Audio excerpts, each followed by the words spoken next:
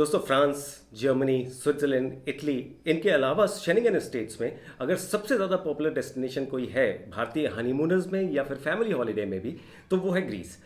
लावाकांजा travel के आज के इस एपिसोड में हम लोग ग्रीस हॉलीडे टूर के बारे में बात करने की कोशिश करेंगे। जब हम इस बारे में बात करेंगे दोस्तों, तो हम लोग यहाँ के आइटनरी के बारे में बात करेंगे, हम लोग यहाँ के टॉप प्लेसेस टू विजिट और टॉप अट्रैक्शंस के बारे में बात करेंगे। ग्रीस है दोस्तों, इस वजह से यहाँ के आइलैंड्स के बारे में और क्रूजेस के बारे में बात करना बहुत ज़रूरी है। साथ साथ हम ये भी देखेंगे कि वीज़ा के लिए आपको कितनी फिक्र करने की ज़रूरत है और कितनी तैयारी करनी है आपको ग्रीस के लिए।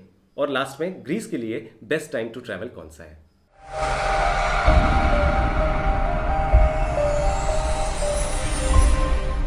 दोस्तों एक बहुत ही मशहूर डेस्टिनेशन है ग्रीस भारतीय पर्यटकों के बीच में।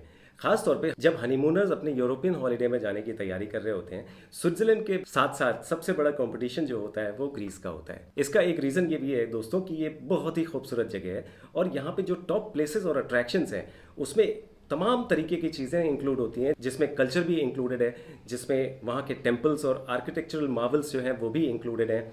वहाँ के तमाम आइलैंड्स, वहाँ के तमाम cruises, places like Delphi and Athens, food and shopping, ये सारी चीज़ें इंक्लूडेड होती हैं। इन्हीं सब टॉप अट्रैक्शंस और प्लेसेस टू विजिट की वजह से ग्रीस एक बहुत ही पॉपुलर डेस्टिनेशन है। जब आप यहाँ पे प्लानिंग कर रहे हैं दोस्तों, सबसे इंपॉर्टेंट चीज़ जो याद रखने की है, आप ग्रीस जो ट्रैवल करते हैं वो सिर्फ एथेंस या डेल्फी की वजह से ट्रैवल नहीं करते हैं। आपके जाने का मेन पर्पज होता है यहाँ के आइलैंड्स को विजिट करना। इसी वजह से दोस्तों ये ख्याल रखना बहुत ज़रूरी है जब आप यहाँ पे ट्रैवल करते हैं। So best time to travel जो है यहाँ करने का वो है अप्रैल से सितंबर के बीच में।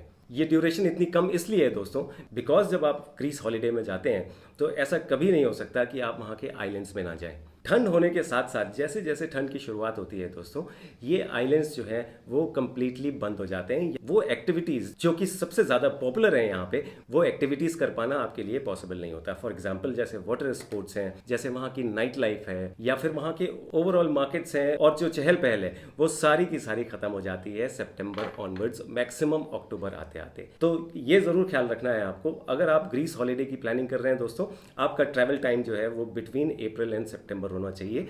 अगर आप सिर्फ एथेंस ट्रैवल करना चाहते हैं वो एक डिफरेंट इशू है, आप कभी भी ट्रैवल कर सकते हैं। एथेंस अपने आप में एक बहुत ही खूबसूरत सिटी है। एक और जो इंपॉर्टेंट चीज़ है दोस्तों वो है यहाँ के क्रूजेस और यहाँ के आइलैंड्स। आपको पता है दोस्तों कि ग्रीस एक ऐसा कंट्री है जो कि टोटल आइलैंड्स अगर हम लोग गिनेंगे तो ये करीब 6000 आइलैंड्स हैं। 6000 में से करीब करीब 200 आइलैंड ऐसे हैं जो इनहेबिटेड आइलैंड्स हैं, जिसमें लोग विजिट भी करना चाहते हैं। हर आइलैंड का एक डिफरेंट कैरेक्टर है दोस्तों अपना। बहुत से आइलैंड्स ऐसे हैं जो कि भारतीय पर्यटकों में बहुत ज़्यादा मशहूर हैं। फॉर एग्जाम्पल सेंटोरिनी या फिर माइकोनोस, और भी बहुत से आइलैंड हैं जो कि भारतीय पर्यटकों में बहुत मशहूर हैं। यहाँ जाने के आपके पास 2-3 ऑप्शंस होते हैं। अगर आप चाहें तो इनमें सिर्फ विजिट कर सकते हैं एक डे क्रूज लेके, जो एथेंस से स्टार्ट होता है और 2 आइलैंड्स को आपको घुमाने के बाद में वापस आ जाता है। ये तब है जब आपके पास में दोस्तों बहुत ही कम वक्त है, आप सिर्फ उन आइलैंड्स को देखना चाहते हैं। आप ये क्रूज ले सकते हैं जो कि सुबह स्टार्ट होके और शाम तक वापस आ जाता है। इसमें आपको मौका मिलता है करीब घंटे 2 घंटे स्पेंड करने का 2 आइलैंड्स में, और आप इसको देख के इसको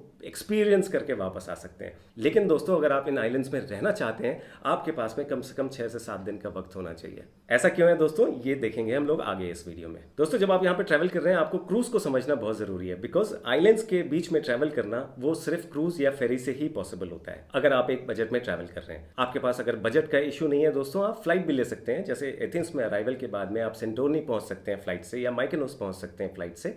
लेकिन बिकॉज एक सीजन टाइम जो है ये बहुत ही लिमिटेड होता है, और हिंदुस्तानी पर्यटक जो है हमारी आदत होती है हम कभी भी एडवांस में प्लानिंग नहीं करते हैं। ज़्यादातर केसेस में आपको ये फ्लाइट्स अवेलेबिलिटी का इशू आता है, या फिर आप अपनी चार्टर फ्लाइट ले सकते हैं जो कि आपको एथेंस एयरपोर्ट से इन आइलैंड्स तक पहुंचा सकती है। अगर आप बजट में ट्रैवल कर रहे हैं दोस्तों, आपको क्रूज के लिए तैयार रहना पड़ेगा। क्रूज के डिस्टेंस जो है, फॉर एग्जाम्पल एथेंस से सेंटोरिनी जाना या माइकोनोस जाना और वापस आना, ये करीब 5 से 7 घंटे तक का भी ट्रैवल हो सकता है। बट ये बहुत ही कंफर्टेबल फेरीज होते हैं और कंफर्टेबल क्रूज होते हैं जिनसे आप ट्रैवल करते हैं। इसको अच्छी तरह से समझने के लिए एक आइटनरी का देखना बहुत ज़रूरी है दोस्तों।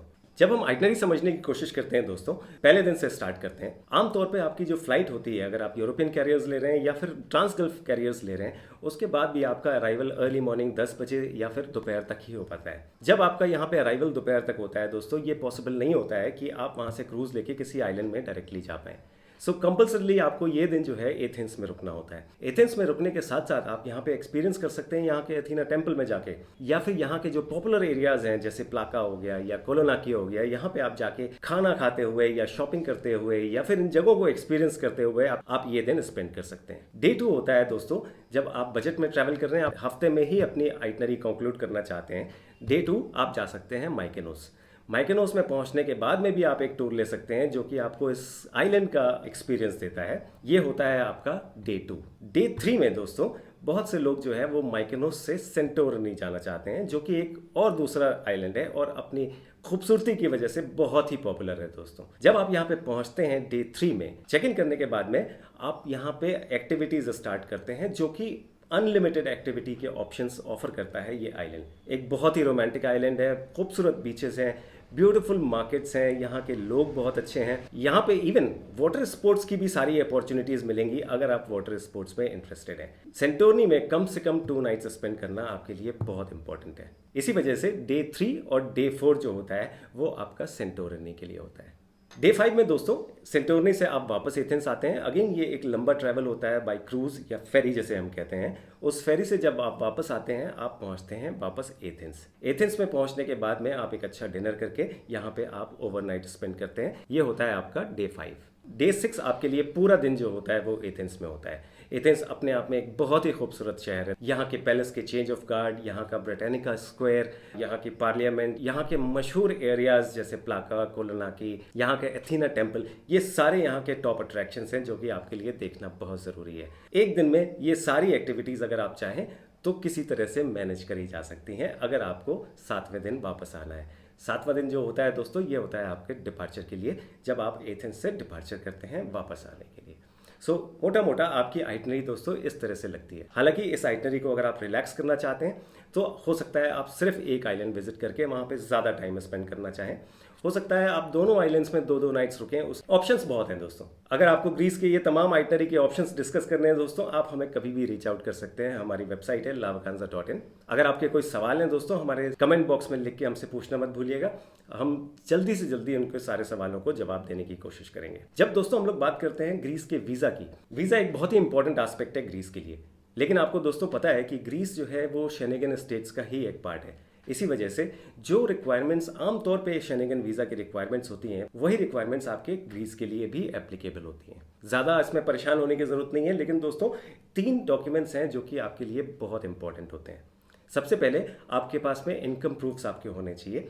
इनकम प्रूफ्स के डॉक्यूमेंट्स जो होते हैं वो आपको पता है, जैसे एम्प्लॉयमेंट पेपर्स या फिर आपके बिजनेस पेपर्स या फिर आपके रेंटल इनकम के पेपर्स, किसी भी तरीके के पेपर्स हो सकते हैं। दूसरा सबसे इंपॉर्टेंट डॉक्यूमेंट है दोस्तों आपकी bank statement 6 months in original.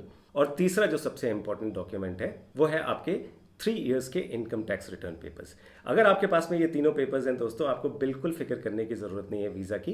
करीब करीब हफ्ते से 10 दिन का टाइम या फिर 15 दिन मैक्सिमम आपको ये वीज़ा आराम से मिल जाता है और आप ट्रैवल कर सकते हैं ग्रीस अपनी ग्रीस हॉलीडे टूर में। दोस्तों कैसा लगा आपको ये वीडियो? अगर आपको इसमें दी गई इन्फॉर्मेशन यूजफुल लगी हो तो इसको लाइक करना मत भूलिएगा। हम लोग आपसे मिलेंगे अगले वीडियो में।